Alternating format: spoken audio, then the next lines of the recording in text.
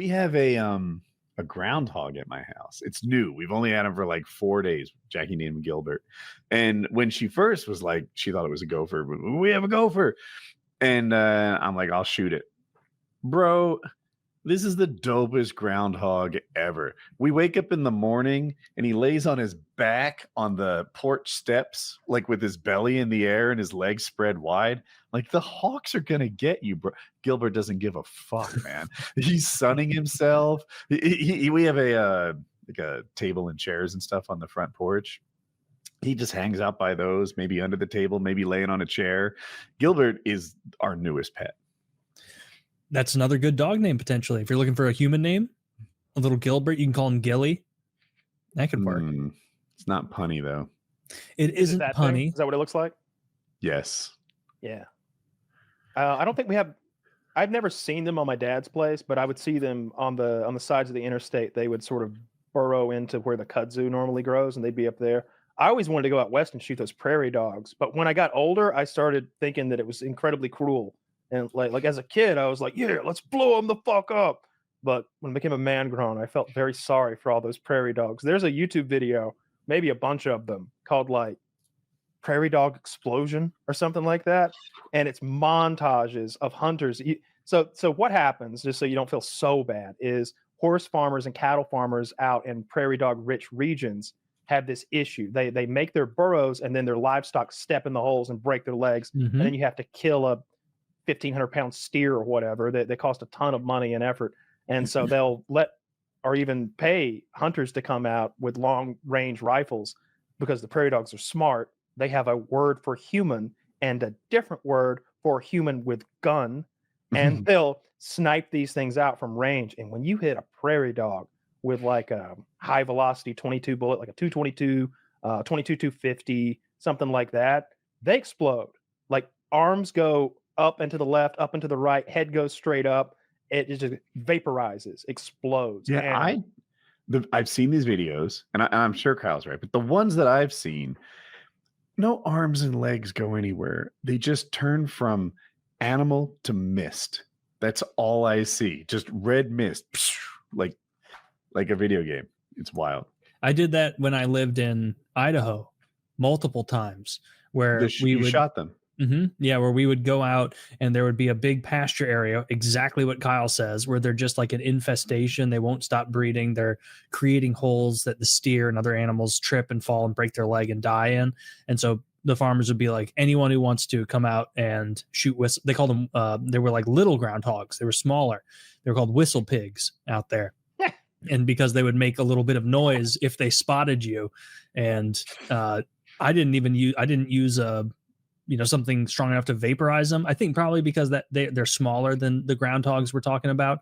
But I just had like a 22 lever action out there, and like you'd just be sitting and you'd usually get like a kill or two, and then they would be horrified and hide. And then you just have to like be super quiet and wait, because there are sentries in their little community whose job is to like pop up and be like, are the humans with guns still there? I'm working on this hole to kill a steer.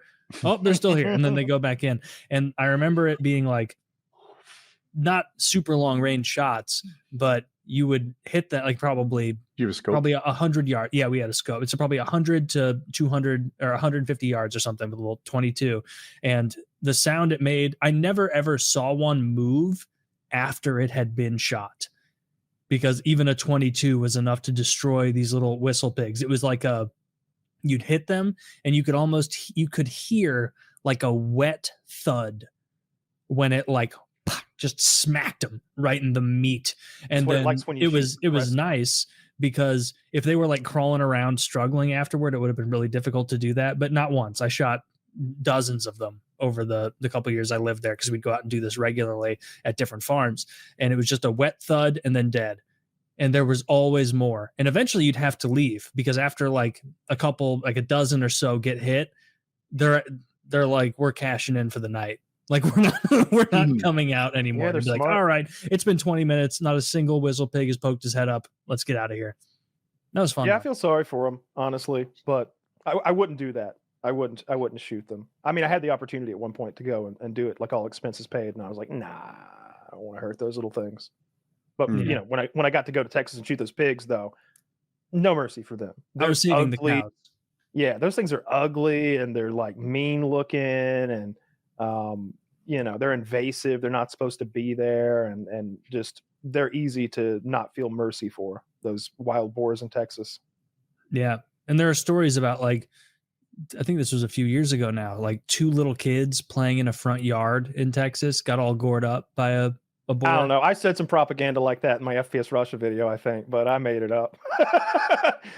No, I had Scott do it because we were doing it on Scott's Gator channel, and I was like, say this. And then, like, Scott is not good on camera. And so it was like, take 37. Just last week, a child in this little Billy was gored to death and carried off by one of these pigs. And then, like, as he's killing the pigs later with night vision and lasers and machine guns, he's like, "This one's for you, Billy." Damn, did you trick me years ago? And I've been thinking this ever since. If you watch that, you may be getting your information from a Gator video that I wrote. That's pretty funny. You have your own little Goebbels for the wild boars. Yeah, it seemed like a good idea at the time. Yeah, Yeah, I those hate those things pigs. are awful. And Dude, don't that's they one of not the most even fun- taste good? They're not even like normal pigs. They don't taste nice. They're unsafe to eat. No. So you have to cook them thoroughly to get the parasites out, but that's true of all meat, and all pork. Pork is rife with parasites. I don't know about domesticated pork, but from my understanding, the wild ones don't have any parasites that you can't fix with a good cooking. When I was out there, I've been out there multiple times to hunt pigs, and I went one time with it wasn't helicopter hog hunting. We were getting in blinds and like little huts with camouflage nets and waiting over feeders. And there was a wild man there who like lived there, and the pigs live in this thick Texas brush. Like, I can't describe these thorny, briary like thickets that they get in. But if you get on your hands and knees, not even your hands and knees, if you get on your belly, you can crawl into that, because the thorny part doesn't start until like 24 inches off the ground, 18 inches off the ground. So he would crawl into their thicket with a Glock, and he would crawl up on them and open up on like a pack of sleeping wild boar with his Glock on his belly. Thankfully, they never turned on him, but he would then tie the dead pig to his boot, because he's crawled under there, like way under there into this shit. And he drug it out with a rope tied to his boot. And he killed one that was maybe 20 pounds. It was like the size of a small dog. And he skinned that thing, like gutted it, and then cooked it in like a hubcap, not a hubcap, but a wheel. Like there was an old car wheel there. He put that over a fire and he cooked it in that and in pickle juice. And then he was over there eating it with his pocket knife like a madman. I took a Pickle bite. Juice. Yeah. So it was a little, I mean, Chick-fil-A does that, don't they? They do. They brine their chicken in pickle juice. I brine my chicken in pickle juice, but I don't brine my wild baby boar that I drug out of a thicket in it and then cook it on a hubcap, which is what he did. I ate it. It wasn't bad. Can you buy pickle juice? Yeah, of course. Yeah. Well, you just buy a jar of pickles. Oh. Yeah. That'd be good. You're a big pickle That's man. what I do anyway whenever I'm brining something. I don't know that you can buy just straight. Oh, yeah, I think you can, because I think there's like hydration drinks that are just pickle juice. Oh, yeah. Yeah, we have. I like pickle juice. It's so good. I haven't done it in ages, but Jackie would come to me. We always do this same routine. And she's like, Woody, I don't know what happened. Like, there were pickles yesterday, and there's no pickles today. And I'm like, I'm equally baffled. I think we might have a pickle thief. Like, I don't know how this happened. And the pickle thief has become a running thing in our house for decades now. Are you is there a brand you're a loyalist to with pickles? There's no Classic. pickles. I like the one with the stork on Vlasic? the can. Yeah, on the jar. You know the one with the stork? I know. Yeah. What about the one I got, I guess like a year ago, was Grillo. Have you seen those Grillo pickles where they like add some seasoning and stuff into it? It's pretty solid. Pretty I like good. all pickles, bread and butter pickles. They're the cream of the crop. Do you like gherkins? Any pickle I will like, but if I'm talking about the S tier pickle, that's fair enough.